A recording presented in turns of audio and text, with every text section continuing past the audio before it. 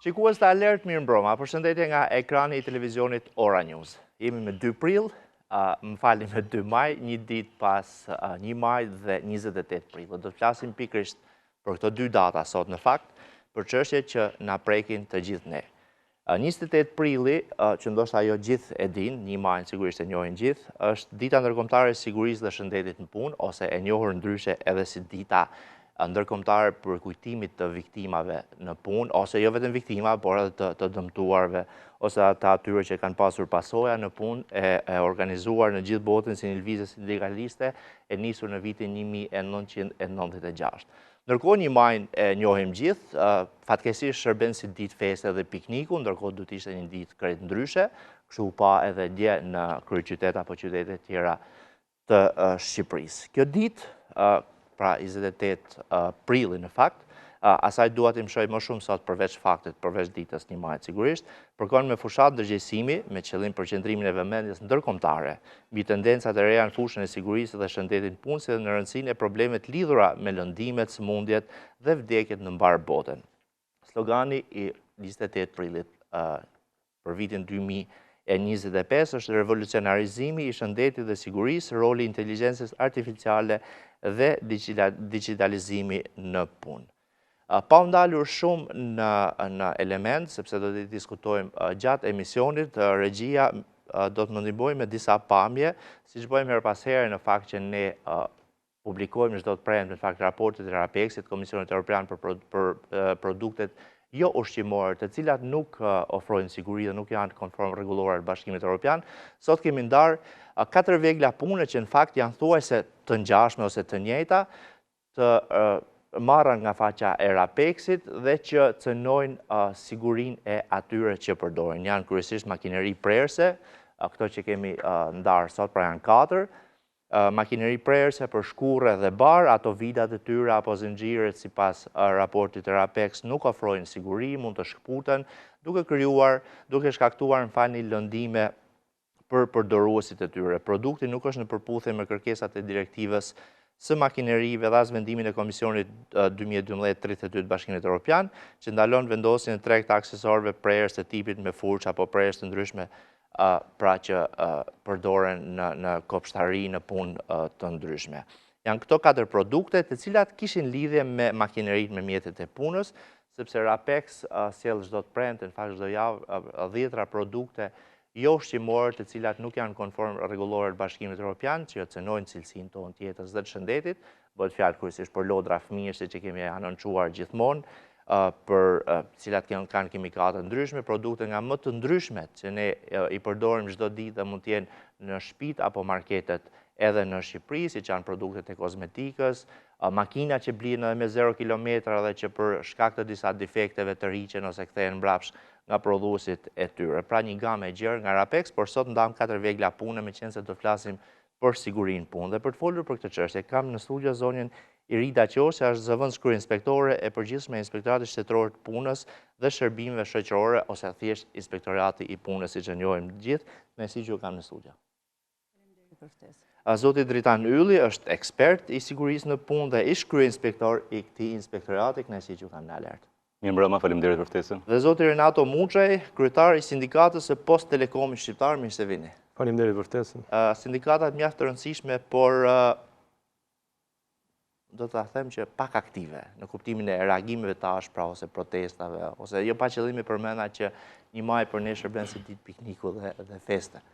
Kjo është shumë e vërtetë, gjithë bien dakord me këtë që ka rënë, le të themi ajo pjesëmarrja e njerëzve në sindikata.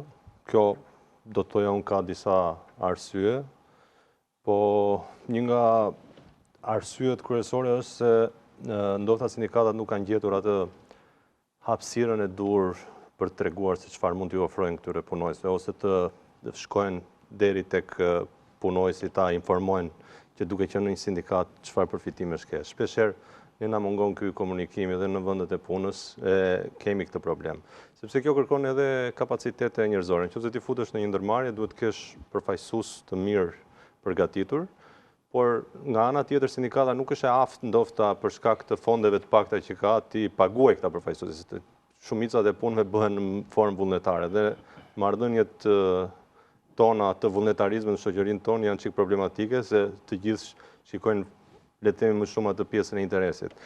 Dhe ne nuk kemi arritur ndoshta si sindikata ti tërheqim aq shumë pranë vetes tonë. Kjo sigurisht që ka dhe pak lidhje historike, se që nga 91 kur sindikatat patën atë bumin e madh të tyre në Shqipëri, që arritën derisa rrëzuan edhe një qeveri. Pastaj sindikatat filluan të zbehen, duke u marrë me çështje le të themi dytësore, duke u bërë pronash apo problematike. Sa do ta thoja që nëse do të rish kryetar sindikate mos u bër pronar, ish kampësh, punëtorësh etj. Sepse fatmirësisht sindikata e Post Telekomit nuk ka trashëguar ndonjë pronë, mbahet me pjesën e kuotave të antarësisë dhe kontratat e saj kolektive. Dhe ne nuk e kemi trashëguar asnjë nga këto pronë, ata që din historinë, sigurisht kanë qenë konfederate që kanë trashëguar, si por është e vërtetë që ka sindikatët kanë trashëguar, disa prej tyre kanë trashëguar prona, por nuk është kjo vetëm kjo thelbi mendoj unë. Thelbi është se ne nuk kemi arritur dot t'i tërheqim dhe si thua t'i joshim punojësit për ato benefitet që i sjell sindikata. Në një vend pune, benefitet që i sjell sindikata janë të shumta. Unë mund t'ju numëroj për shembull në fushën e telekomunikacionit, kontratat tonë kolektive ka negocime për le të themi për shpërblimet e vitit 3 apo për performancë që marrin punojësit, apo kemi në fushën e call centrit që ne përfaqësojnë ku punojësit kanë filluar të marrin rritje rroges. Pra kjo kanë ardhur fal negociatave që kanë bërë sindikata në këto kontrata kolektive. Ndonjëherë këto punë të mira që ne bëjmë ndoshta mbeten aty brenda ndërmarrjeve dhe nuk arrin ndoshta të transmetohen edhe në media. Në sektorin publik apo edhe në sektor privat? Ne aktualisht jemi të shtrirë në sektorin privat.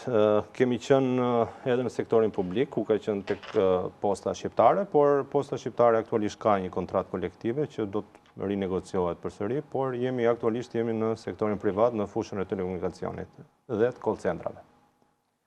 Se kjo është e rëndësishme që të jeni më të pranishëm të sektori privat.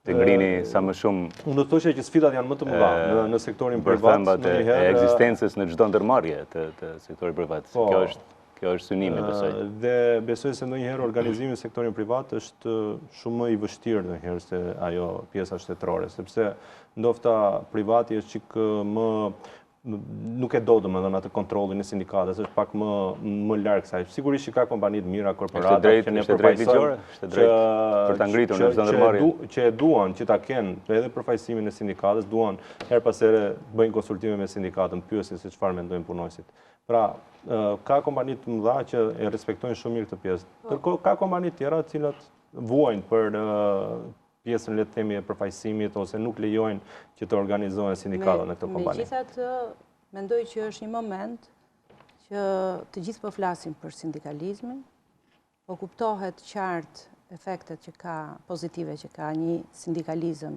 i bërë sipas ligjit dhe i bërë mirë. Ka nevojë patjetër për ndërgjegjësim të madh për të kuptuar se cilat janë benefitet që ofron një lëvizje sindikaliste e mirë, kështu që ndoshta dhe sindikatat që operojnë tek në sektorin që përfaqëson Renato, mendoj që ka shumë punë për të bërë, por që është një model që ka filluar të jap fryte për sa kohë ju keni një marrëveshje kolektive të lidhur me punëdhënësin. Është dinamik, nuk mund të thuash që fillon dhe mbaron puna e sindikatës këtu. Siç nuk mbaron puna çdo ditë të jetës tonë, ashtu nuk mbaron dhe marrëdhënia e punës midis punëdhënësve dhe punëmarrësve. Këtë gjë e vërejmë dhe ne si institucion. Ju sollët shumë mirë pjesën e kontratës kolektive, ne bashkë kemi parë për shumë kontratë kolektive në pjesën e call centrit, ka qenë një risi që është vendosur rritja e pagës sipas vitit, sipas niveleve, pavarësisht se ato rritje u kapën akoma më shpejt se që ne i kishim parashikuar në kontratën kolektive, që ishte një gjë pozitive, zhvillim pozitiv për gjithë këta operatorët, punojësit e call centrave, por kjo ishte një risi që ne vendosëm drejt për drejt pagën në kontratë kolektive. Se në përgjithësi kontratë kolektive janë si kontrata umbrell që mbulojnë. Sfida më e madhe një kontrate kolektive është përcaktoj pagën minimale në nivel sektorin në cilën ajo është e lidhur. Kështu që ka ende shumë për të bërë. Sindikatat nuk mund thjesht të kërkojnë në thojza një lëmosh që institucioneve për të krijuar apo për të ngritur kontratën kolektive. Duhet të imponohen. Duhet të imponohen, duhet të jenë zë, dhe duke qenë zë përfaqësues, krijohet edhe besimi. Deri më tash ka një mungesë besimi dhe një distancë shumë të madhe në mes të punëmarrësve dhe përfaqësimit sindikal. Dhe ky është një problem shumë i madh, sepse nëse sindikatat duhet të ishin zëri kryesor në fakt i mbrojtjes, si mekanizëm mbrojtje i punëmarrësve. Në raportin besoj që Irida duhet ta ketë më të saktë të ankimimeve që me çdo gjova kishte një rritje mjaft të lartë të ankimimeve që vijnë nga punëmarrësit, dhe kjo është një pra ka shku diku në 900 duket apo më shumë. Po, kjo është një shifër realisht mjaft shpresdhënëse që ka nisur një ndërgjegjësim shumë më i lartë i vetë punëmarrësve. Po sa prej këtyre, pyetja është sa prej këtyre vinë nga sindikatat direkte. Pra, në momentin kur shumica vinë direkt nga punëmarrësit, shumë mirë. Ne këtë kemi synu Ka dhe një fenomen që ndonjëherë ankesa ndodhi në momentin që punonjësi largohen nga puna. Unë po flas që nëse ne me zonjën Qosja para pak vitesh kishim një synim kryesor që të rrisim të ndërgjegjësim, pra pikërisht të ndërgjegjësim të punëmarrësve, për të ankimuar, pavarësisht të llojit dhe natyrës së ankesës. Po në radhë parë ne këtë ja kemi kërkuar sindikatës. Ne sindikatën e kërkonim si partner, po nuk e kishim. Nuk e kishim. Ndërkohë që nga sindikata, duke qenë se do ishte shumë më afër problematikës së punëmarrësve. Sado që inspektori i punës do jeti i pranishëm, me rolin e tij informues, ndërgjegjësues, edhe sankcionues kur është për të vendosur edhe penalitete. Përfaqësimi sindikal është aty, është gjithë ditën, e kupton? Dhe duhet të ishte një aleat shumë i fortë i punëmarrësve, po edhe i institucioneve kontrolluese dhe inspektuese, që për ta vazhduar, kush janë 3 faktorë që mund të krijojnë, mund të nxisin për të krijuar një mjedis të mirëqen, një mjedis të sigurt, një mjedis të shëndetshëm pune, një mjedis me drejta që ju takojnë punëmarrësve, është shteti, me rolin e vet dhe mekanizmat e tij kontrolluese, inspektuese, vullnetit e tij, politik bërës, patjetër. 2, janë pa diskutim punëdhënësit, sepse kjo është hallka shumë e rëndësishme, të cilët duke pasur një vullnet ose jo, për të investuar, për të krijuar mbrojtjen kolektive dhe individuale, sepse janë të dyja, nëse nuk arrin ta njohin, sepse ligji ka ardhur duke u komplikuar, ka pasur ndryshime ligjore, ka kuadër ligjor që akoma nuk është njohur, le të themi, akoma nuk është njohur gjerësisht. Duhet marrin trupa të ndërmjetëm që kompani që ofrojnë konsulencë në këtë fushë, por mbi të gjitha duhet të kryejnë detyrimet e tyre ligjore, pra flas për punëdhënësit, dhe kemi pastaj punëmarrësit, cilët duhet ta kemi parasysh se gjithnjë ne jemi mësuar me këtë percepcionin e përgjithshëm që vetëm punëdhënësi ka detyra dhe detyrime. Jo, ka edhe punëmarrësi disa detyra dhe detyrime. Ja, për pak po dhe zonjës Qosja? Po përmbyll, patjetër. Me shumë respekt. Duhet ndarë pak kjo, zoti Ylli, që organizimi në sindikat është vullnetar. Më duhet ta ndajmë të. Ne nuk mund t'i detyrojmë njerëzit. Ne bëjmë të pamundurën që te po themi me kuptimin pozitiv. Me anketim, me sensibilizim në bëjmë fushata antarësimi, por nuk mund t'i detyrojmë që ata është organizim vullnetar. Nuk ka detyrim. Këtu duhet bëjmë dakord që është organizim vullnetar. Nëse do ketë besim, pyetja është pse nuk vinë ata në sindikat. Kjo është gjithë pyetja. Unë mund t'u jap të dhëna zyrtare që disponon Inspektorati i Punës, se si ka vijuar procesi ankimimit pranë Inspektoratit të Punës. Është e vërtet që në kohën kur zoti Ylli ishte drejtonte këtë institucion, numri ankimimeve nga punëmarrës ishte 40 në vit. Sot po flasim për një shifër që ka tejkaluar 61 ka vetëm prilli 2025. Kështu që ne po flasim për një rritje dhe ankesa është fiks fenomeni i njohjes së të drejtave. Ai që bën një ankesë do të thotë që kupton që diçka është shkelur dhe e njeh të drejtën e vet për t'u drejtuar dhe njeh dhe institucionin. Ka besim. besimin që ka dhe. Ku do ta drejtoj këtë Tregon edhe rritje ankesë, por që kredibiliteti. sigurisht tregon edhe një rritje të besimit, sepse për hir të vërtetës duhet ta them dhe duhet ta them me zë të lartë. Inspektorati i Punës ka bërë një punë shumë të mirë, disa vjeçare për të forcuar sistemin e ankesës me qëllim trajtimin e çdo rasti. A trajtohen rastet dhe agjendet zgjidhja gjithmonë për ta? Unë mund të them që 76% e ankesave marrin zgjidhje në favor të punëmarrësit. Sigurisht ka dhe rastet të cilat dalin përtej kompetencës inspektorit punës, janë raste që nuk kanë elementet e domosdoshme të një ankese për ta marrë në trajtim. Në të gjitha rastet, inspektori punës është shumë i kujdesshëm për të mos cënuar të drejtat e punëdhënësit, ashtu siç e tha dhe zoti Ylli, është e vërtetë që secila palë, si punëdhënësit e punëmarrësit, kanë të drejta dhe detyrime për të përmbushur dhe është shumë e rëndësishme që këtë dy palët njohin të drejta dhe detyrimet. Po pse është e rëndësishme që ankesat na vinë nga sindikata? Sepse është vetë sindikata ajo që e bën më të qëndësishme formëzimin e ankesës dhe merr për të trajtuar ose sjell për të trajtuar çështje që janë esenciale dhe prekin një numër jo të vogël punëmarrësish. Sepse nëse flasim për ankesë, ne numërojmë në mënyrë numerike rastet që vinë kundrejt një punëdhënësi. Që do të thotë, nëse është një grup i përfaqësuar nga disa punëmarrës, ky numër, nëse do ta kthejmë se sa punëmarrës janë drejtuar inspektoriatit, kjo shifër është disa herë më e lartë. Flasim për raste që drejtohen për subjekte të caktuara ose për punëdhënës të caktuar, duke patur në qëllim shkeljen e të drejtës për cilën pretendojnë pala që drejton ankesën. Kur flasim, ta bëjmë pak më praktike. Kur flasim për aksidente në punë, kryesisht kemi ata të paktën mediatiket, janë rënë nga skela, pra kryesisht ndërtimi, dhe në fakt edhe statistika zonë vendin më të madh, aksidentet në ndërtim dhe në minjera. Marsi 2025 ka 714 subjekte të inspektuara, 17.324 vende pune të kontrolluara, 298 masa inspektive, administrative, dhe 61 ankesa. Ndërsa viti kaluar, 2024 në total, ka 920 ankesa nuk i nxora, kurse shifrat janë 174 rastet klasifikuara si aksidente pune, 33 humbje jetë e vitit 2024, ku 24% e zonë aksidentet në ndërtim, pra sektorin ndërtimit, minjera dhe karriera, që këtë karriera nuk e kuptohet çdo thot në këtë rast përfaqëson 18% dhe pjesa tjetër aksidente.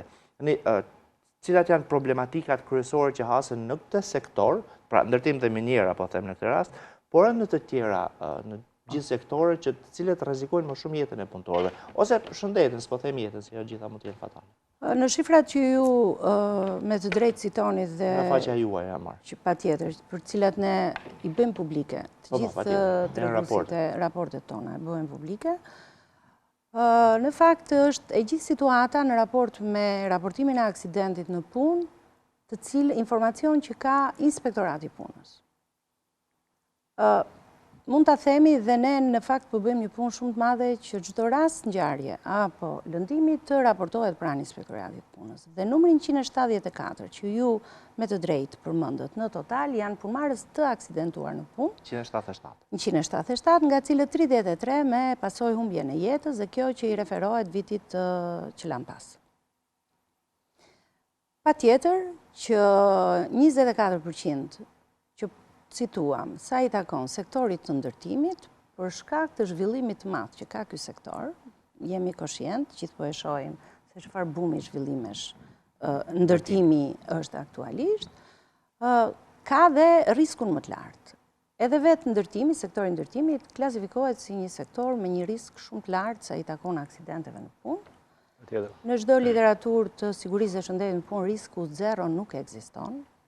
Ajo që duhet të bëhet është forcimi i masave kolektive dhe individuale të mbrojtjes me qëllim parandalimin e këtij risku dhe në kusht zëvendësimin e tij me një risk më pak më të ulët, në kushtet kur ky nuk mund të zëvendësohet për të minimizuar fare. A ka përmirësim kushtesh?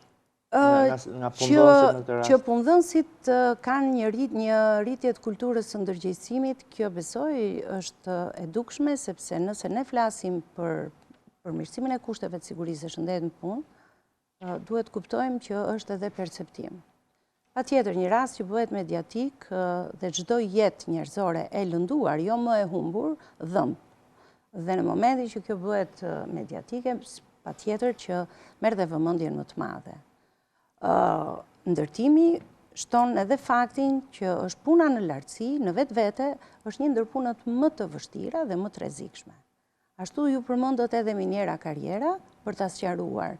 Miniera është puna nën tokë dhe karriera janë guroret ose pjesa e jashtme, e cila ka edhe kjo konsiderohen si aktivitete me risk shumë të lartë. Aktualisht, Inspektorati Punës nuk I raporton aksidentet në punë sipas metodologjisë SAU, që është metodologjia europiane në punë për ta bërë nivelin e krahasueshëm lehtësisht me të gjithë shifrat e aksidenteve në punë të vendeve europiane apo dhe të vendeve të rajonit, duke referuar Eurostatin apo Zyrën Ndërkombëtare të ILO-n si autoritete që publikojnë shifrat dhe dhënat e këtyre shteteve. Por, nëse bëhet një statistike thjesht në raport me përqindje më për 100.000 banor, nuk jemi në vendet që rankohen më ullët, me situatën më të keqe për aksidente, sepse aksidenti është I pranishëm. Ajo që duhet ta pranojmë të gjithë është që aksidenti rënja nga skela, që konsiderohen aksidentet masive, patëm edhe në Gjermani. Kjo nuk do të thotë që ne duhet të diskutojmë që pse ka në Shqipëri, a do duhet të ndalohen, pa tjetër. Për një ndërhyrje të vogël, se vlen, në Gjermani me të vërtet ndodhi rënja skelës, kurse shumë ndërtime në shumë pallate në kantiere të ndryshme ndërtimi janë pas skela fare, për shembull. Kjo është pa tolerueshme. Dhe nëse thash për shembull që parë dhe ne të dy bashkë e dim shumë mirë që roli inspektorit është edhe informues, edhe ndërgjegjësues, por natyrisht është edhe sankcionues në rastet kur shef një pallat duke u ndërtuar pas skel fare. Dhe unë mendoj që forcimi I rolit sanksionit nga ana e inspektorit tashmë është në një nivel shumë herë më të mirë se në historikun e inspektoratit. Që do të thotë, aplikimi masës urgjente kur konstatohen shkelje flagrante, haptazi, atë që ju sapo thatë, sepse nuk mund të pretendojmë dhe nuk mund të themi që asnjë gjithë ndërtimet po I zbatojnë rregullat e sigurisë të shëndetit në punë, apo rregullat e sigurisë masa kolektive të mbrojtjes, sa I takon skelave mbrojtëse, punëtorët që të punojnë me përdorimin e mjeteve mbrojtëse individuale. Çështja e sigurisë është një proces shumë dinamik, ndërtimi është vetë proces dinamik. Nëse ti I përcakton rregullat shumë saktë në një fazë, nëse ndryshon faza e ndërtimit, do duhet përcaktohen rregullat e reja, punëtorët do duhet të instruktohen me rregullat e reja. Dhe sigurisht Inspektorati I punës është përqendruar shumë në rritjen e ndërgjegjësimit përmes fushatave ndërgjegjësuese, përmes aksioneve, domethënë vajtjes, krejjes zonave nga inspektorët, dhe sot Inspektorati I punës ka një metodologji të përmirësuar, ndjeshëm sa I takon kontrollit të aktivitetit ndërtim, pasi tashmë inspektimi shtrihet mbi bazë kantieri dhe jo mbi bazë subjekti. Gjithsesi besoj duhet bijmë dakord që inspektorët nuk mund të jenë kudo. Dhe ne Kjo është më se vërtet. Tek ndërtimi, që të mos ikim nga ndërtimi. Që punëmarrësit në përgjithësi të ndërgjegjësohen, ti përdorin ato mjetet mbrojtëse në radhë parë, ti respektojnë rregullat dhe në momentin që ndodh aksidenti dhe ti raportojnë, se ndonjëherë na ndodh që nuk raportohen aksidentet ose mbyllen midis punëmarrësit dhe punëdhënësit, kemi dhe raste të tilla. Kemi një problematik të ndërtimi që shkon përtej kësaj, që sot për shembull edhe me çfarë se ne jemi në kontakt të përditshëm edhe me tregun. Ka një problematik, në ndërtim kanë hyrë kompani që nuk kanë ndonjë CV të gjatë background në këtë fushë. Edhe sepse po të shikojmë kompani që kanë një background disi një historik më të gjatë, janë kompani që gjithsesi përpiqen dhe kanë një kujdes një vullnet më të madh për t'i respektuar këto rregulla, qoftë edhe për emrin që ka kompania tashmë sepse janë krijuar edhe emrat e besueshëm të kompanive në treg. Dhe problematika tjetër ka të bëjnë me nënkontraktorët, sepse një kompani sipërmarrëse që është kualifikuar për të ndërtuar një kantier nga institucionet e ndryshme, bashkia, drejtoria rrugëve, etj. Ndodh që merr nënkontraktor dhe merr disa nënkontraktor. Dhe pastaj këtu fillon një proces, një hallkë shkputur e kontrollit, le të themi, ose një lloj komplikimi, ose paqartësie, sepse kompania sipërmarrëse thot për shembull që unë i kam ndjekur këto rregullat, i kam punëmarrësit e mi i kam pajisur me pajisjet mbrojtëse individuale, kam bërë vlerësimin e rrezikut, kam deri dhe masat mbrojtëse kolektive që janë skeleria për shembull në rastin konkret, apo zënia e rrethimi kantierave apo zënia e hapësirave. Problematika vjen që nënkontraktori nga ana tjetër futet në të njëjtin kantier, po hyn me kushte me këto rregulla. Nuk i respekton. Kontraktorën na ndodh edhe në kemi një ligj e rregullon këtë pa diskutim. Kur e kontrakton shërbimin në kontraktori mundohet ta uli koston. Ka një koordinator, domethënë, është roli koordinatorit këtu. Çështja e sigurisë dhe shëndetit në punë në subjekte të cilët kanë më shumë se një subjekt në të njëjtin ambient pune. Unë do të sugjeroja dhe është pikërisht kjo që ne kemi kontrollet dhe inspektimet të synojnë të zbulojnë për shembull, nëse në një kantier, pra është njëra prej kompanive objekt kontrolli, mendoj, por inspektori punës nuk mundet të rri pa kontrolluar edhe 20 të tjera, se ka kantiere që kanë 20 dhe më shumë në kontraktor. Pikërisht më lejo të sqaroj. Është besoj fakt kjo. Ky jo vetëm që është një fakt, po inspektoriati kur u shtri me tolerancën zero për kontrollet në ndërtim, pati një takim me shoqatën e ndërtuesve, pikërisht për t'ia bërë të ditur kësaj të fundit se si do të jetë qasja e inspektimit të punës në këtë sektor. Dhe inspektorët, pavarësisht se identifikonin subjektin në kantier, janë të detyruar të ndjekin dhe të hapin me çështje inspektimit të gjithë në kontraktorët që gjenden në atë kantier dhe të përfshin në çështjen e inspektimit që po hapin të gjithë marrëveshjet që ka lidhur firma sipërmarrëse me nënkontraktimin. Kjo që t'i shërbej dhe historikut për grupet pasardhëse që do të vinë, në varësi të nivelit që do ta gjejnë objektin e ndërtimit për ta inspektuar. Ka filluar të ketë rezultat. Do vazhdojmë pas reklamave. Ka filluar të ketë rezultate dhe ka rezultate të mira në këtë. Më du ta mbyll pjesën e parë sepse e kam kaluar pak kohën, por para spoteve publicitare një mesazh promocional. Maxigesic është një kombinim perfekt i paracetamolit dhe ibuprofenit, të dyja së bashku, një tablet vetme dhe në veprim të dy anshëm e me fuqi të dyfisht. Maxigesic largon dhimbjet e kokës, dhimbjet muskulare, dhimbjet e shpinës dhe qafës.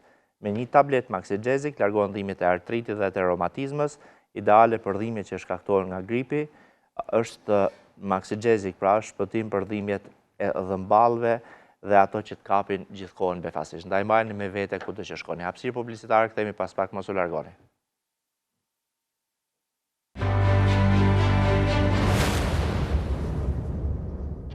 Jemi sërish në alert në këtë pjesë të dytë dhe po flasim për sigurinë në punë, për të drejtat në punë, referuar 1 maj, sigurisht ditës ndërkombëtare të punëtorëve, por edhe 28 prillit që është dita ndërkombëtare e sigurisë dhe shëndetit në punë.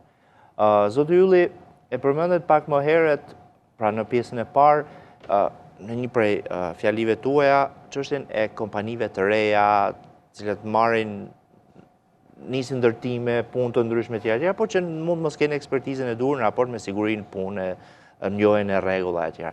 Sa i rëndësishëm është trajnimi, qoftë i kompanive, për ditur atë çfarë ato duhet që ofrojnë stafeve, në gjithë ajo thjesht në ndërtime, në gjithë fushat e veprimtarisë ku operojnë, por edhe trajnimi dhe ndërgjegjësimi i punëmarrësve, sepse në një bisedë telefonike që kishim sot për të ardhur në emision, thashë punëdhënësi mund të kërkoj diçka, po punëmarrësi thotë jo, unë se bëj këtë, nuk e ve kokore, nuk e vesh këtë këpucën që është enkas për në punë e tjera.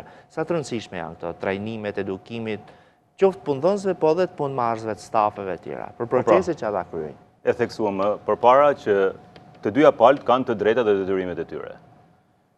trajnimi me që theksuat në mënyrë të veçantë dhe informimi është detyrimi i punëdhënësit për ta informuar punëmarrësin me çdo. Po mos di edhe punëdhënësi, se unë kam para një biznes, po nuk di. Po pra, ka plot raste që brenda një kompanie janë të ngritura departamente ose ka persona apo qoftë departamente në kompani tepër të konsoliduara që merren specifikisht me trajnimin dhe informimin e punëmarrësve. Por në disa të tjera mungojnë këto dhe patjetër që për ta realizuar si detyrim duhet i drejtohen kompanive që ofrojnë shërbime të specializuara, të cilat përmes edhe një vendimi të Këshillit të Ministrave, vendimit numër 108, mund të ofrojnë shërbime. Ligji për sigurinë që ligjet në tërësi. Po, pra, kemi një kuadër ligjor që ja rregullon mundësinë, pra ja jep këtë të drejtë punëdhënësit që që si ka kapacitetet e duhura për ta ofruar këtë detyrim ligjor, që ta nënkontraktojë me një shërbim të specializuar. Por ama, si detyrim ligjor, i mbetet punëdhënësit. Në gjitha rastet. Në gjitha rastet. Pra, është punëdhënësi ka detyrim edhe të kontrollojë cilësinë e shërbimit që ofrohet nga një kompani e jashtme. Padyshim që po. Me thënë, edhe nëse ai e ka marrë një kompani të specializuar për shërbimet të mbrojtjes nga jashtë, është prapë përgjegjësia e punëdhënësit të kontrollojë cilësinë e shërbimit të kësaj kompanie, sepse konsiderohet një shërbim i nënkontraktuar. Ndërsa, sa i takon, më duhet këtu të citoj edhe diçka, aktualisht sot, çdo biznes i ri që regjistrohet në QKB merr një informacion në bashkëpunim QKB-ja me Inspektoratin e Punës, një informacion në formën e një pop-upi, ku jepet informacionin mbi të drejtat dhe detyrimet që ka ky punëdhënës i cili sapo është futur në tregun e punës.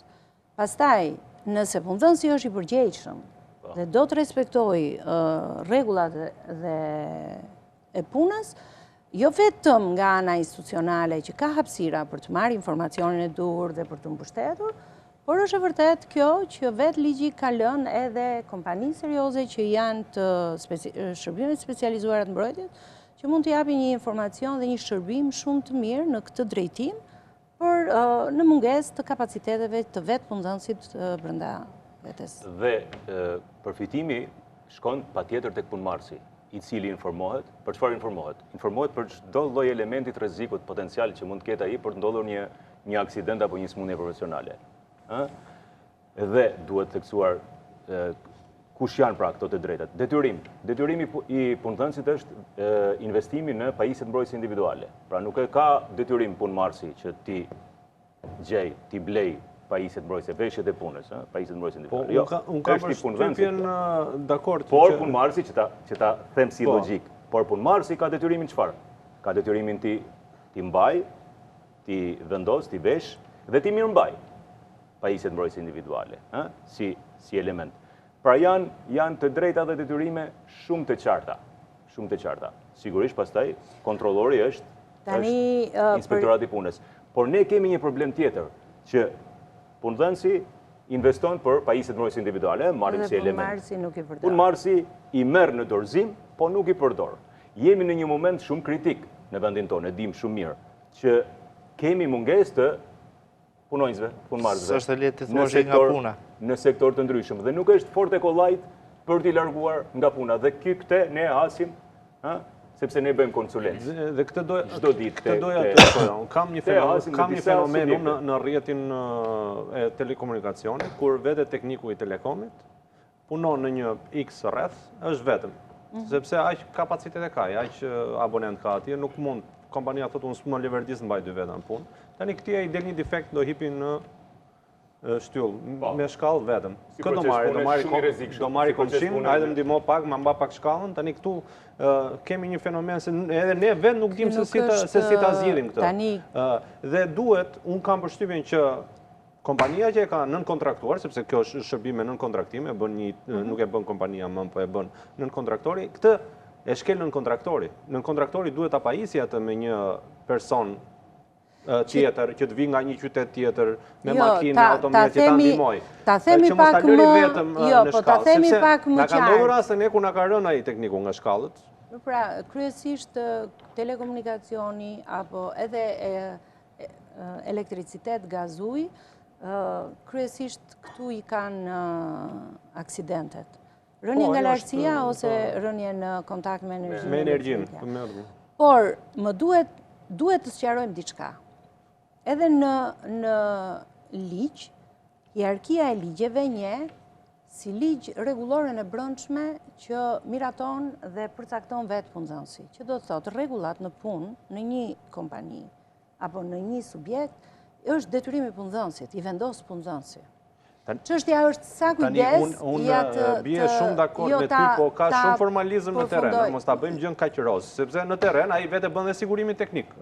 Firmoz dhe atje që e ka marrë gjithë trajnimin për tipur 2 veta për të përdorur pajisjet mbrojtëse të gjitha dhe na vjen në fundin nuk i përdor. Ose ka raste, po më e keqja nuk është kur i përdor, më e keqja është kur e detyrojnë mos t'i përdorë, që i thonë që ik vetëm atje, bë vetëm. Kush e detyron mos t'i përdorë? Punëdhënësi, nën kontraktori.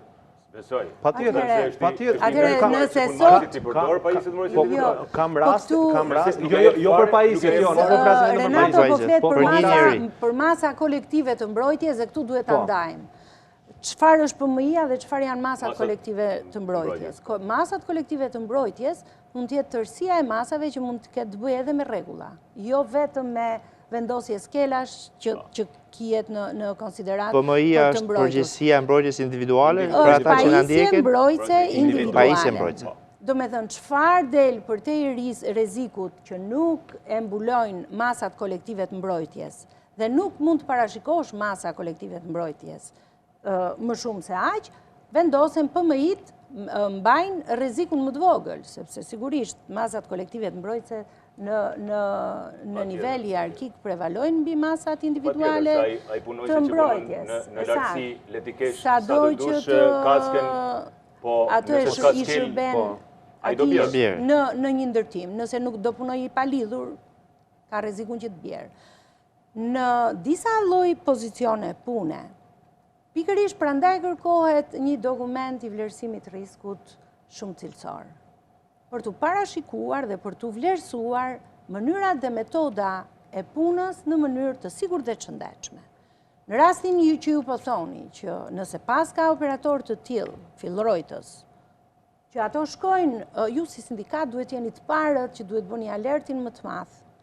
Jo vetëm tek punëdhënësi, por edhe tek inspektorati. Po i kemi thënë dhe punonjësit të refuzojnë të shkojnë vetëm. Dhe ka pas raste që punonjësit nuk kanë shkuar, kanë kërkuar ndihmë kolegun tjetër që të shkojnë. Ky është rasti i mirë që ta apeloni te inspektorati. Sepse ose ka raste që mi detyron punonjësit që mos të marrë leje sepse ka vetëm një atje në atë zonë. Nëse ne po flasim për dokumentin e vlerësimit riskut, ky dokument do duhet të informohet dhe të njoftohet të çdo individ se kush janë rregullat që duhet ndjek, masat që duhet marrë dhe pajisjet që duhet përdor. Për pozicionin dhe për përshkrimin e vendit punës. Por ju sapo po flisni për një kantier të lëvizshëm, sepse edhe shtylla është një kantier i lëvizshëm. Do të thënë nuk kemi të bëjmë me një punë fikse që jemi në një studio ku çdo gjë është në vendin e vet. Ajo është një e para, jo të gjitha janë njësoj, terreni nuk është i njëjtë. Ndikon edhe temperatura e ajrit, ndikon edhe stina në cilën ai do shkojë të kryej këtë punë, po gjendja fizike e individi që do bëjë këtë punë, se mund të ketë dhe probleme të tensionit. Domethënë, të gjitha këto janë parashikime që do duhet parashikohen në dokumentin e vlerësimit riskut në mënyrë të qëndësishme. Dhe këtu sindikatat të mos ngelet vetëm në pjesën por të kërkojë dokumentin e riskut. Po të jetë pjesë shumë e vëmendshme për të kuptuar si është bërë ky vlerësim risku nga ana e punëdhënësit dhe ku duhet të ndryhet, sepse ai nuk është një dokument që shkruhet një herë edhe nuk rishikohet më. Ai është një dokument që rivlerësohet në varësi të rrethanave, të kushteve dhe sidomos çdo aksident, lëndim, ngjarje. Dokumenti i riskut tani është detyrus për të gjithë kompanisë? Është detyrus, jo vetëm për ta bërë, për ta hartuar, por për ta pasur në kompani dhe inspektori punës me vajtje në kompani do duhet t'ia paraqesë. Nuk është si dokumentet e tjerë që thot, ma ka një studio, do t'a sjell dhe do t'ma shohësh me një kohë të vonë. Nëse i referohesh në një 42 të kodit punës, është taksative. Punëdhënësi i paraqet inspektorit punës me ardhjen e këtij të fundit në ndërmarrje, dokumentin e vlerësimit të rrezikut, listën e substancave të rrezikshme nëse ka subjekti që ka gjithmonë një dhe regjistrin e me aksidenteve. dokumentin e vlerësimit të rrezikut që her pas here në shumë ndërmarrje për shembull janë hartohen, ndoshta hartohen edhe në mënyrë korrekte sipas ligjit, por mbeten formale, sepse nuk informohet punëmarrësi me dokumentin e vlerësimit të rrezikut. Dhe qëllimi i dokumentit të vlerësimit të rrezikut nuk është se është një fiksim apo që të bëjmë një dokument të vlerësimit. Jo, është të vlerësosh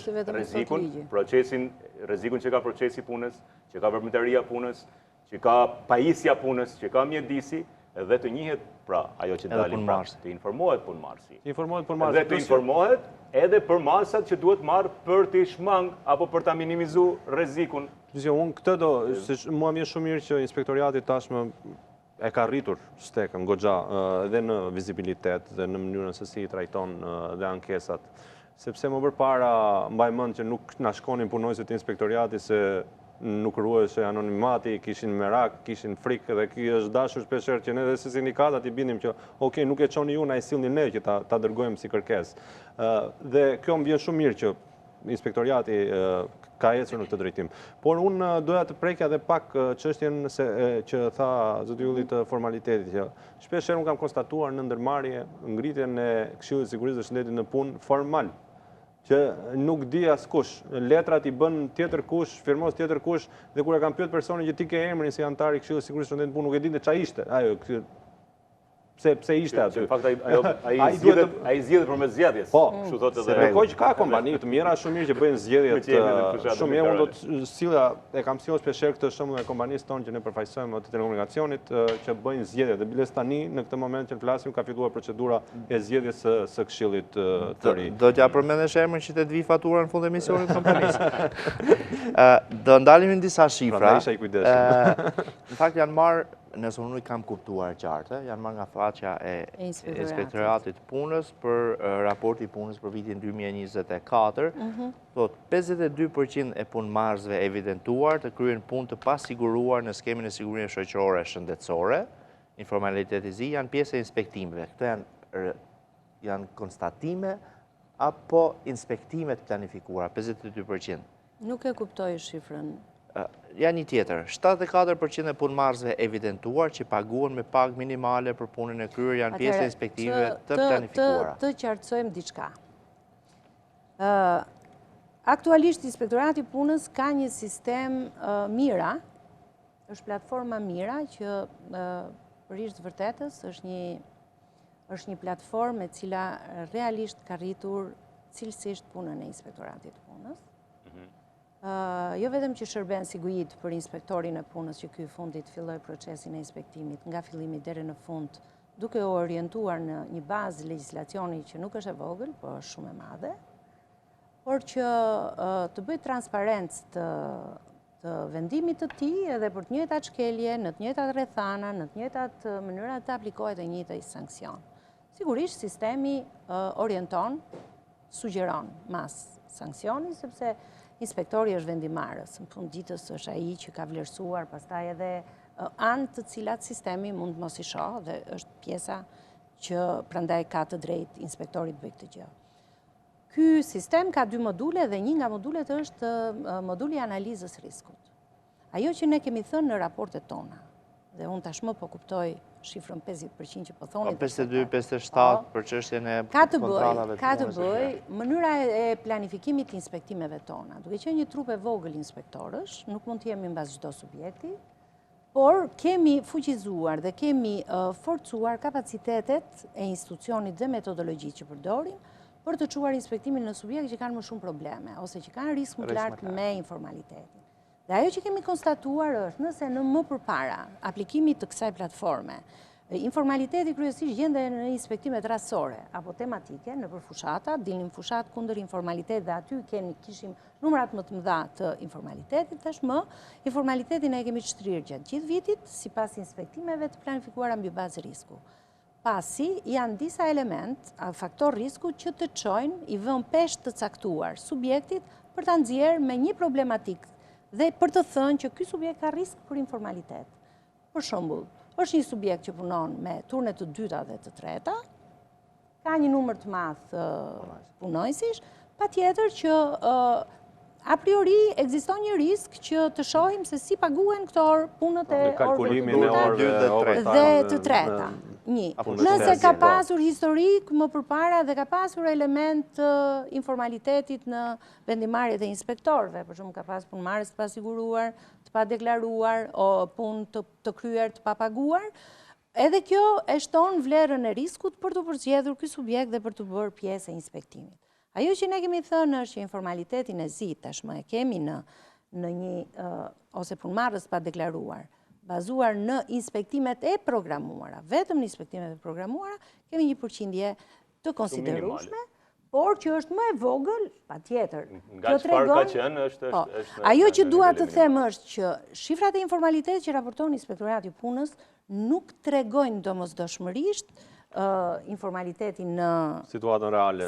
Jo, nuk janë të gjithë subjektet që zhvillojnë aktivitet të kontrolluara për të thënë që kjo është norma e informalitetit. Por bazuar në risk, subjektet problematike me risk të lartë informalitetin mbajnë këtë vlerë informalitetit. Kështu do duhet shihet.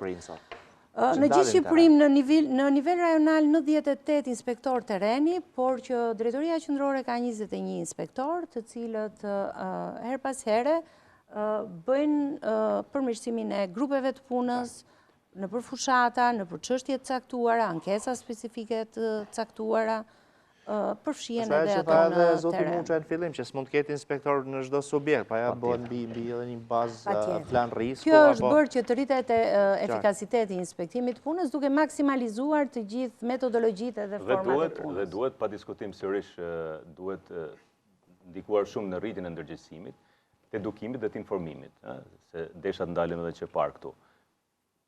Ne kemi një kulturë, duhet ta pranojmë, ne kemi një kulturë të mangët në raport me respektimin e rregullave të sigurisë dhe të shëndetit në punë. Sepse nuk bëhet fjalë për shembull që një punëmarrës në një treg pune në Bashkimin Evropian të punojnë pa ja kërkuar me ngulm pajisjet mbrojtëse individuale punëmarrësit, punëdhënësit. Tek ne ka raste që i merr pra dhe nuk i përdor. Dhe kjo për fat keq vihet re nganjëherë edhe në mosha të reja të punëmarrësve. Dhe çfarë dalim, domethënë çfarë konkluzionit? Konkluzionin që duhet të ketë një informim, një edukim më të madh dhe kjo duhet nisur nga bankat e shkollës. Duhet nisur nga bankat e shkollës. Ne sërish në mënyrë paradoksale sot skemi kurrikula të sigurisë në punë, jo vetëm në shkollat e mesme të përgjithshme, po skemi në mesmet profesionale sepse ato mesmet profesionale janë përgatiten për të dalë direkt në tregun e punës. Sa ta mbarojnë atë kursin apo atë duhet jenë të informuar gjithë ai duhet të jetë informuar në punë. Patjetër për rregullat e sigurisë, se si duhet sillet ai, çfarë duhet kërkojë ai për të pasur një mjedis pune të sigurt. Shkollat profesionale, jo, duhet ta themi këtë që shkollat profesionale sot kanë të zhvilluar, kanë të përmirësuar ndjeshëm, jo vetëm ligjërisht çështjen e praktikës profesionale në subjekt. Shkollat jo vetëm shtetërore, marrim edhe privatet. Njohun plot shkolla private, mos i them me emra se do na kërkoj reklam. Jo vetëm shtetërore. Por nuk kanë fare kurrikul Irida. Dhe për më keq akoma ne skemi në fakultetin e inxhinierisë, sot kemi vetëm një kurrikul shumë të vogël. Unë nuk fola për kurrikul, po flas që praktika mësimore që kryhet në subjekt bëhet bazuar në rregulla të caktuara dhe në një mentorim të caktuar. Mos të ndalemi thjesht dhe vetëm te kjo. Absolutisht. Në tërësi, është dokumenti politik që ka parashikuar pikërisht. Eksakt. Dhe mua më ka pëlqyer shumë dhe përshëndes shumë fort strategjinë, që kjo është një ndër pikat e strategjisë kombëtare, që është sapo e ka miratuar Këshilli i Ministrave, sepse në momentin kur kemi një kulturë të mangët të tregut punës, kur kemi një mekanizma mbrojtës disi jo aq të konsoliduara, duhet patjetër të jetë një punëmarrës shumë më informuar, shumë më ndërgjegjësuar, të kërkojë. Kjo strategjia e miratuar është bazuar te strategjia që kemi pasur apo si është trajtuar miratimi kësaj strategjie? Përgjigjen pas reklamave, për publicitet e kthehemi pas pak.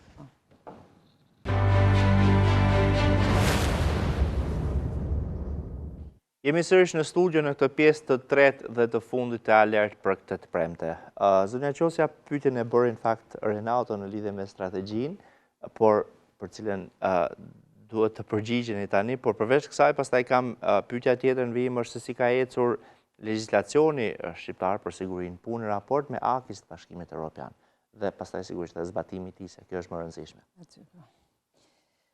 Në fakt lajmi i mirë është që në mars është miratuar me vendim qeverie dokumenti politik për sigurinë dhe shëndetin në punë, i cili është një dokument që është një tip strategjie ndër institucionale, më shumë se sa ndër sektoriale, është ndër institucionale, pasi të gjitha autoritetet përgjegjëse për çështjet e punës, që janë të detyruara sipas ligjit për sigurinë dhe shëndetin në punë, në pozita ndërveprimi dhe koordinimi për të siguruar sistemin e sigurisë dhe shëndetit në punë, të mbikëqyrur në nivel politik bërje dhe pastaj të shtrihet edhe në nivel zbatimi.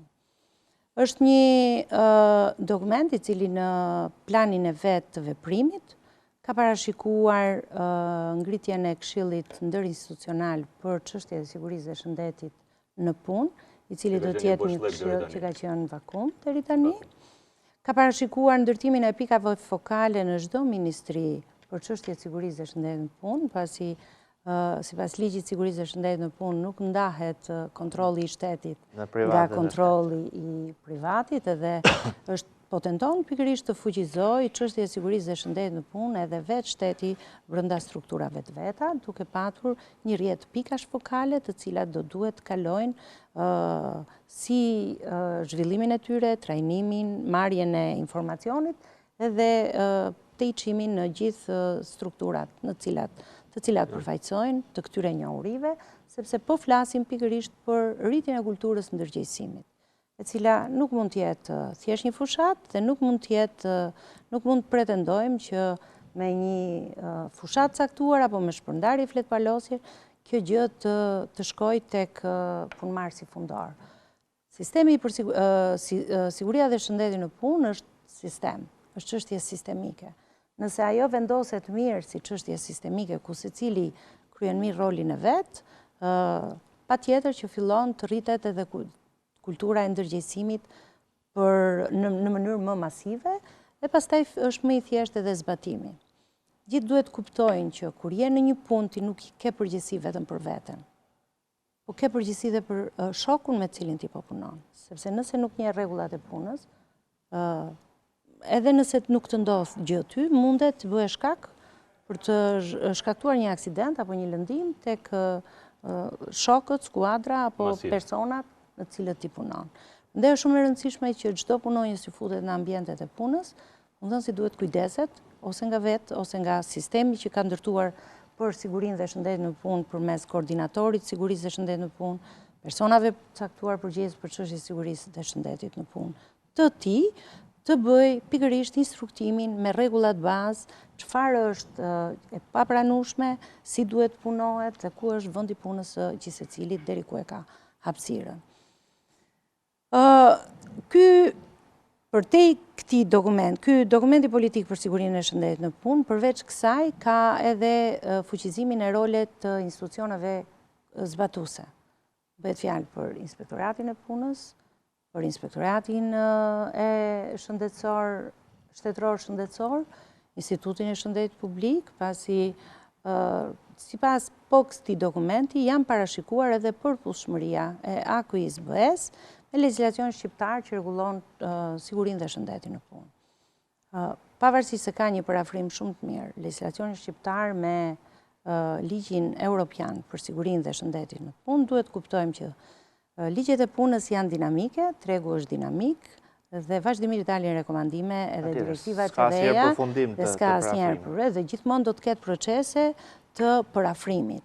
Sot është një nivel shumë i mirë, ajo që është e munguar është direktiva për raportimin e aksidenteve në punë, që është direktiva për metodologjinë e SAU, edhe për metodologjinë DOS që lidhet me sëmundjet profesionale. Shumë rëndësishme. Gjitha kjo do të bëj, këto do të jenë hallka apo janë hallka shumë të mira të sistemit të sigurisë dhe shëndetit në punë në nivel politik bërje, dhe fuqizim të institucioneve zbatuese. Nëse mund ndërhyj Pa këtu, tjetër, edhe një moment se është shumë i rëndësishëm, ndoshta edhe juve shkon sinkron edhe me çështjet tuaja, është e nevojshme një rivlerësim i gjithë kompanive që ofrojnë shërbime të specializuara të mbrojtjes për sigurinë dhe shëndetin në punë, cilat japin shërbimin në mënyrë private dhe në kontraktohen nga punëdhënësit cilët nuk i kanë kapacitetet e tyre brenda ndërmarrjes, të rishikohet dhe të rivlerësohet për të standardizuar shërbimin e këtyre kompanive, sepse është shumë thelbësor. Shumë thelbësor edhe flasim për kompani që ofrojnë këtë shërbim të specializuar për të fuqizuar punëdhënës që si kanë këtë njohuri. Sepse ato që kanë kapacitetet e tyre nuk kanë. Ka njohurit mangët. Po, dhe do kenë një mundësi që ati tregu që ti drejtohen, ky treg të ofrojë cilësisht këtë shërbim. Dhe këto kompani të jenë të garantuara që ofrojnë shërbimin e mirë. Pikërisht, përmes këtyre mekanizmave patjetër do rivlerësohen, do ristandardizohen për të vlerësuar pastaj se cilat do të jenë ato standarde që duhet plotësojnë vetë kompanitë që ofrojnë këtë lloj shërbimi dhe do shërben si regulator të tregut për sigurinë dhe shëndetin në punë. Unë desha të ndalem pak për ta plotësuar një çik më tepër, me që u përmendën smundjet profesionale, sepse ne përgjithsisht, domethënë, jemi të ndjeshëm, opinioni, media, institucionet shtetërore, punëdhënësi po punëmarrësi shkret është ai që e vuan. I shkret nuk është ai Jo, e kam fjalën në rastet prekemi më shumë nga aksidentet. Kemi biznes, jo. Po të ndodh një aksident, padyshim që mbushen të gjitha mediat.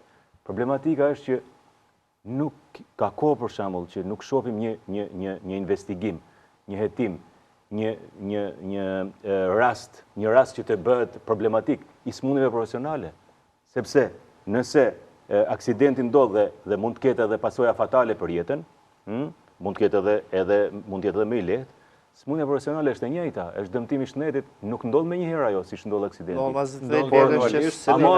I njëjti përfundim është. Dhe smundjet profesionale ka një lloj percepcioni, janë shumë si të lëna masdore. Në tërësi, kur ka një detyrim ligjor që çdo punëmarrës të ketë një akses me mjekun.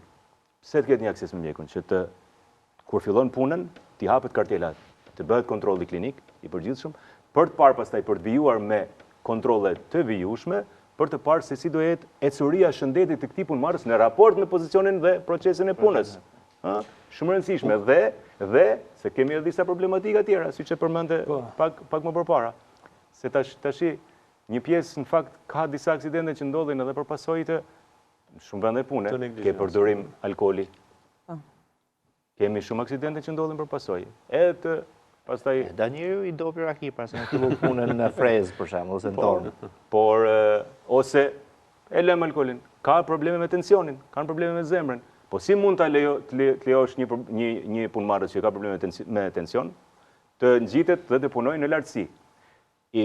Kam një rast konkret nga inxhinierë që kanë punuar në bazën ajrore që u bë në Kuçov. Supervizorët e NATO-s nuk pranonin të nisnin punë, mbase nisnin punë me mungesën e ndonjë inxhinieri, po të mungonte mjeku, s'kishe shanse të fillonte puna atë ditë, sepse kontrollot e gjendjen e matë parametrat e punëmarrësit moment që fillon punën. Që këtu dhe pastaj patjetër për verifikimin e ecurisë së shëndetit të tij. Ka përshtypjen që kompani të mëdha janë rastet që ju përmendët që kanë edhe mjekun, kanë shkuar edhe deri te psikologu, kanë detyrim ligjor për ta pasur. Kanë detyrim ligjor. Po kam përshtypjen se formal, jo formal. Çështja që donte këta që janë pak të vegjël ose të ndërmjetëm ose në kontraktor, aty na çedojmë pak gjërat. Jo, çështja që don se doja ta lidhja pak me informalitetin këtë pjesë, sepse kemi ndonjëherë kur dhe këtu edhe për të sensibilizuar edhe punëmarrësit që mos pranojnë punë informale, mos të vënë pa regjistruar në të zezë, sepse asnjëherë nuk mund të bëhen dot pjesë atyre kontrolleve, dhe informaliteti po rritet tani si fenomen. Dhe një nga rastet që ne vërejmë si sindikata është problemi i dypunësimit, taksimit të dypunësimit. Dhe shumë le të themi profesionistë pranojnë mos të regjistrohen në skemën e sigurimeve për shkak se duhet pagojnë dy punësimin në fund. Edhe ka një taks shteti që unë e kam ngritur shpeshherë që kjo duhet rishikuar, sepse ne po vrasim le të themi atë stresën e mesme të këtyre profesionistëve dhe ne sot po na largojmë profesionistë nga vendi. Nuk po na largohet vetëm ai krau i punës. Po na ikin njerëz që janë le të themi ajo ekonomia e mesme dhe këta po largohen me ritme të shpejta. Dhe një nga arsyet të rritjes së informalitetit është dhe kjo, që ka shumë, unë kam kolegë njoh që shkojnë bëjnë një punë të dytë, por e bëjnë në zezë. Por aty ai as numërohet, as bëhet pjesë e atyre skemave, dhe po t'i ndodhi një aksident nuk përfshihet fare në atë skemë. Kështu që kjo është një sensibilizim që punëmarrësit mos ta pranojnë këtë gjë. Por dhe nga ana tjetër duhet që dhe qeveria të ndërhyjë në këtë pjesë, domethënë të lehtësoj pak të barrën e taksimit që punojësit edhe kur bëjnë një punë të dytë, sepse unë si punëmarrës nëse vetë bëj një punë të dytë e bëj nga halli, se nuk më del rroga tek puna e parë, nuk është se e bëj nga qefi, e bëj për të rritur disa të ardhura për familjen, për të mbajtur ekonominë e familjes time.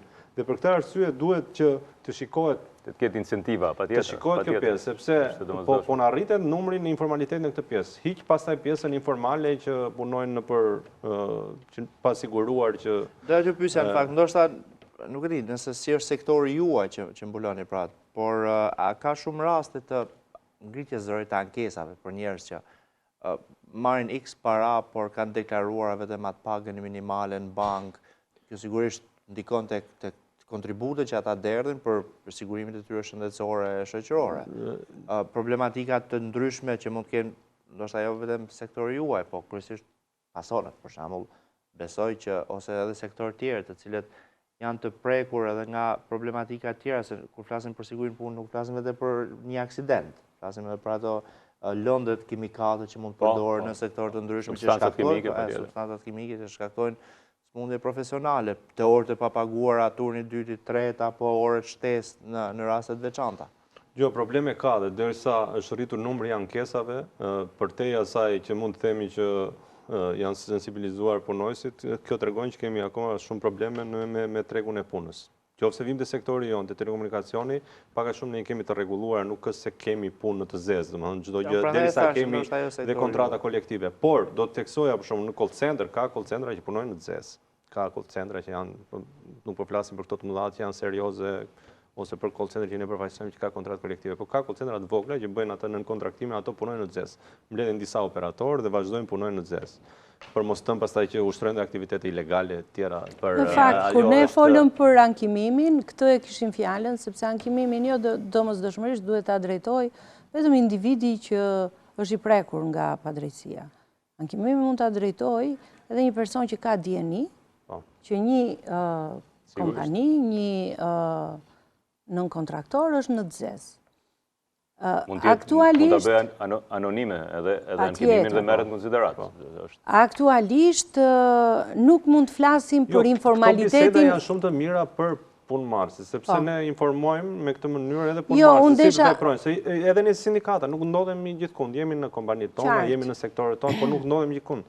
Ai mund të jetë në Konispol, për shembull, ose mund të jetë në një vend tjetër shumë larg, s'ka organizim. Jo më larg, po në fund të nëntorit, në bashkëpunim dhe me tatimet, u bë një fushat ndërgjegjësimi për deklarimin real të pagës. Më saktë, u ju drejtua gjithë punëdhënësve përmes një njoftimi zyrtarëve, drejtoria e përgjithshme e tatimeve, ku i thoshte u lënë të afatin për të rishikuar pagat e deklaruara për çdo punëmarrës, për t'ju thënë që mbas kësaj nëse nuk reagoni dhe na rezultoni, sepse janë vetë sistemet që japin ngrejnë flamujt e kuq ku është problematika në raport për risk, për të targetuar subjekte që kanë më shumë risk për informalitetin, dhe lëvizja ishte e dukshme.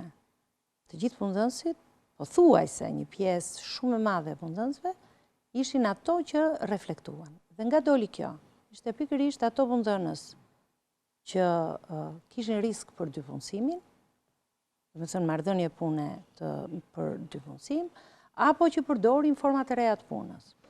Tani, jemi koshient që sot tregu është kaq në ndryshim, sa kanë dalë në pa edhe format reja punet pa rregulluara shumë mirë nga ana ligjore dhe punëdhënësit janë të prirur që t'i shfrytëzojnë ato boshllëqet dhe hapësirat për të ulur atë taksimin apo për të ulur kostot e veta.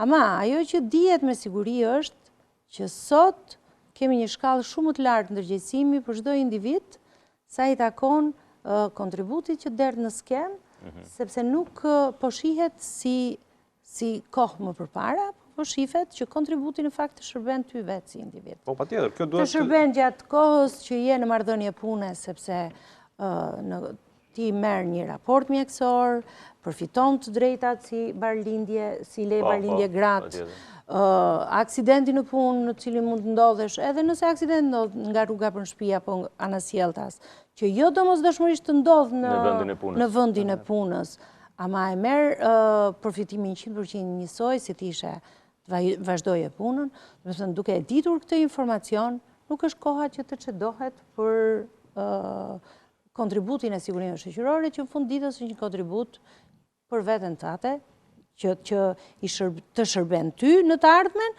ama do duhet që edhe skema të furnizohet pikërisht nga kontributit. Gjithmonë kur i këshilloj punëmarrësit, këshilloj kur shkonin në kompani, qofse brenda 1-2 dite nuk keni firmosur kontratën, largohuni nga ajo kompani. Sepse është drejta juaj themelore që të keni kontratën dhe të jeni të deklaruar. Edhe kodi e përcakton që kontrata lidhet me shkrim para fillimit të punës. Janë shumë raste përjashtimore. Se kjo është shumë e rëndësishme.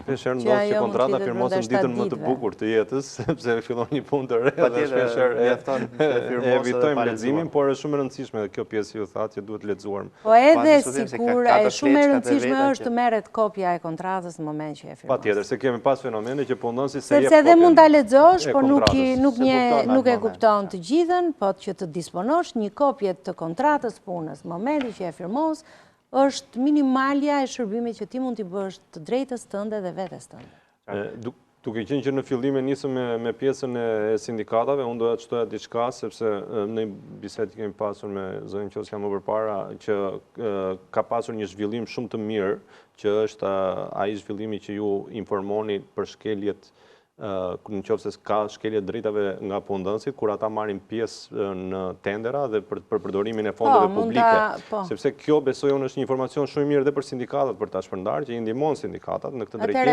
sepse unë si sindikat leo ta them Renato se është një informacion shumë i vlefshëm dhe ky.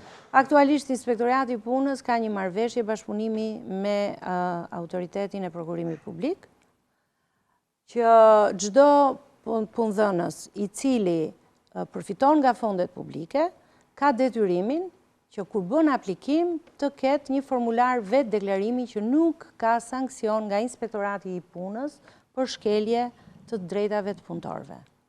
Dhe sepse sankcionet Inspektoratit vetëm për këtë qëllimive. Bashkëpunimi nënkupton që mbasi personi nuk ndalohet individi për të marrë punëdhënësi për të marrë fondet, por çdo 3 muaj, në mënyrë periodike, ne shkëmbejmë informacionin që listat na sillen nga autoriteti i prokurimit publik dhe ne shprehemi nëse ky vetë deklarimi i punëdhënësit ka qenë në rregull apo jo. Ka pasur një gjë në fuqi në momentin që ai ka bërë vetë deklarimin apo jo. Dhe më besoni, ky mekanizëm do të shërbejë që ky mekanizëm jo vetëm këtu. Më besoni që ky mekanizëm ka shërbyer dhe nuk ka filluar sot. Ka 2 vite që po shtrihet. Po, që nga modeli i AZBR-s për ato fondet që jep të AZBR, që kërkonte edhe kontroll nga Inspektorati. Jo, kjo në fakt është një marrëveshje më specifike, u bë me mbikëqyrjen e Bankës Botërore, pasi asnjë punëdhënës që përfiton nga fondet publike s'duhet të jetë shkelës i drejtave dhe i punës. E ka dhe Banka Botërore këtë sikush kur merr fond. Dhe ajo që ka ndodhur është që punëdhënës jo pak të rëndësishëm, që kanë marrë fonde publike jo pak të rëndësishme, kanë dalë me probleme dhe kanë kthyer fondet. Po duhet të zgjerohet me bashkitë. Duhet zgjerohet me bashkitë. Edhe bashkitë para se të japin lejet, duhet patjetër të shikojnë standardet sa kompania i ka respektuar standardet e sigurisë së shëndetit dhe duhet biles siç kërkojnë për shembull. Tani çdo leje që merret në bashki, po flisni, nuk ka lidhje për lejet e ndërtimit, për lejet e ndërtimit. Për fondet publike të cilat menaxhohen nga ku mundet, qoftë mirë, kjo është një marrëveshje, kjo është një hap, kjo është një hap shumë pozitiv. Dhe ajo që ka është që është një marrëveshje që po vazhdon në mënyrë sistemike të zbatohet, sa që është futur në normë pune të dy institucioneve. Sepse ne kemi pasur këtë si debat në Europë, po lobohet fuqishëm nga sindikatat, nga rrjetet europiane, që Parlamenti Europian të kaloj një nisëm që në lidhje me këtë pjesën e fondeve publike, që i detyron ato që të kenë dhe kontrata kolektive dhe respektim të mirëfillt të drejtave të punës, nëse duan të bëhen pjesë e fondeve publike. Edhe kur merren lejet e bashkia, duhet shikohet patjetër historiku, të ketë një marrëveshje dhe një bashkëpunim më të ngushtë me Inspektoratin e Punës, siç për shembull kërkohet